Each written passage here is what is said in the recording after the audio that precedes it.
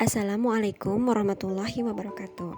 Halo adik-adik TPQ Pesona Jepang, apa kabar? Hari ini kita lanjutkan materi mengenai sholat ya. Dan bahasan hari ini mengenai sholat sunnah. Nah adik-adik, minggu kemarin kita telah belajar mengenai sholat ya, terutama sholat fardu atau sholat wajib. Jadi ternyata sholat itu merupakan bukti ketaatan kita kepada Allah teman-teman. Mendirikan sholat juga bisa menjauhkan diri kita dari perbuatan keji dan mungkar. Nah ternyata sholat sebagai ibadah ini dibagi menjadi dua. Ada sholat wajib dan juga sholat sunnah.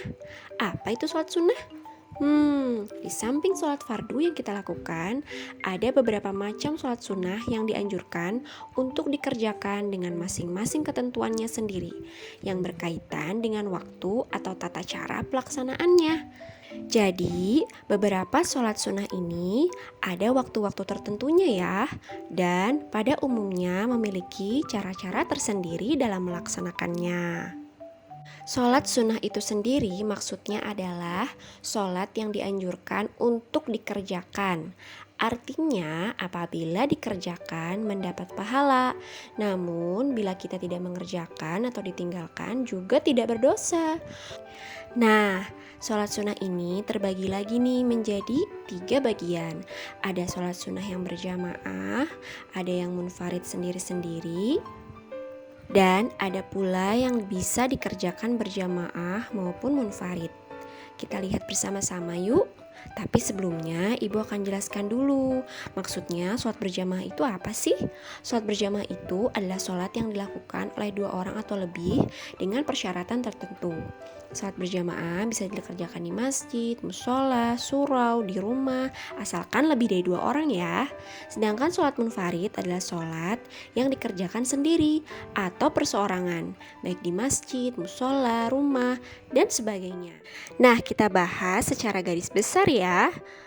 Yang pertama yaitu sholat sunnah berjamaah. Sholat sunnah berjamaah contohnya yang pertama adalah sholat idul fitri dilakukan pada saat bulan Syawal. Kemudian sholat idul adha dilakukan pada bulan Zulhijjah. Dan yang ketiga ada sholat kusuf atau gerhana matahari, yaitu sholat yang dikerjakan apabila terdapat gerhana matahari. Kemudian ada juga sholat kusuf, yaitu gerhana bulan, yaitu sholat sunnah yang dikerjakan pada saat terjadinya gerhana bulan di bumi ini. Dan yang terakhir yaitu adalah sholat istisqa atau sholat sunnah yang ditujukan untuk meminta turunnya hujan. Sedangkan adapun sholat sunnah yang munfarid atau dilakukan sendiri, yaitu yang pertama sholat rawatib. Sholat rawatib ini adalah sholat yang menyertai dan mengiringi sholat fardu. Kedua, sholat tahiyatul masjid, yaitu sholat yang ditujukan untuk menghormati masjid. Ketika kita datang ke masjid, kalau kita sudah berwudu, kita bisa langsung melaksanakan sholat penghormatan terhadap masjid atau tahiyatul masjid. Yang ketiga yaitu sholat istikharah.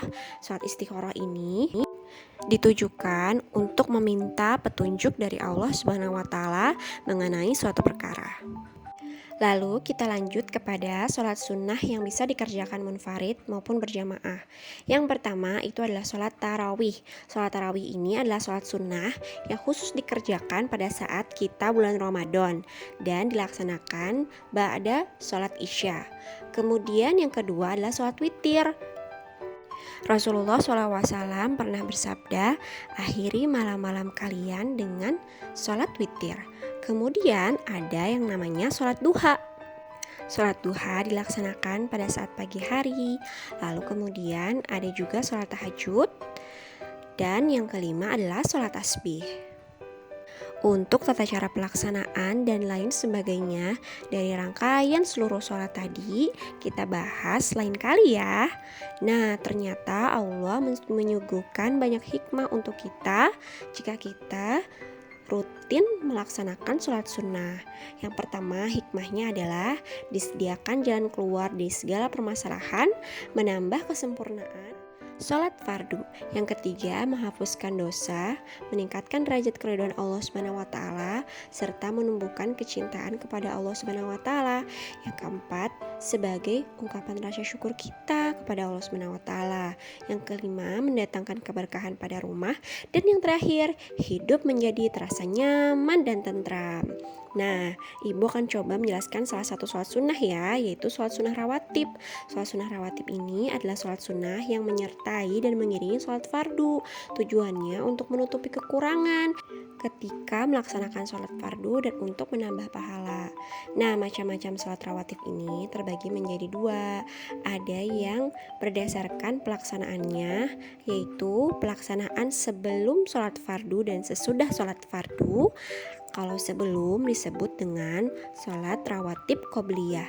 Kalau sesudah sholat fardu disebut dengan sholat rawatib ba'diyah. Jika dilihat dari keutamaannya, sholat rawatib ini terbagi menjadi dua.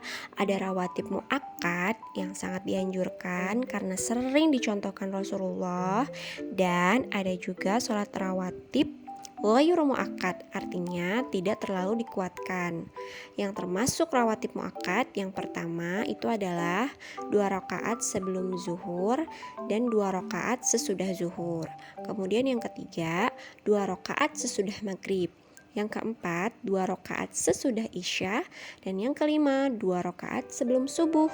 Kemudian yang tidak terlalu dikuatkan contohnya adalah 2 rakaat sebelum isya, 2 atau 4 rakaat sebelum asar, dan 2 rakaat sebelum maghrib. Nah, begitulah materi mengenai sholat sunnah. Semoga adik-adik bisa memahaminya. Dan yang paling penting dari memahaminya adalah mengamalkannya. Tetap semangat ya adik-adik. Wassalamualaikum warahmatullahi wabarakatuh.